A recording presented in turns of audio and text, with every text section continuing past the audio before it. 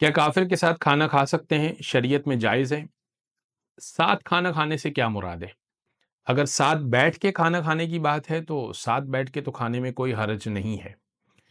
اگر ساتھ کھانے سے مراد آپ کی یہ ہے کہ ایک باؤل میں یا ایک پلیٹ میں کھانا کھانا مراد ہے آپ کی، چونکہ کافر اسلام کے مطابق نجس ہے، لہٰذا اگر تو آپ کوئی لیکوڈ چیز ان کے ساتھ شیئر کر رہے ہیں تو آپ کے لیے مسئلہ آئے گا۔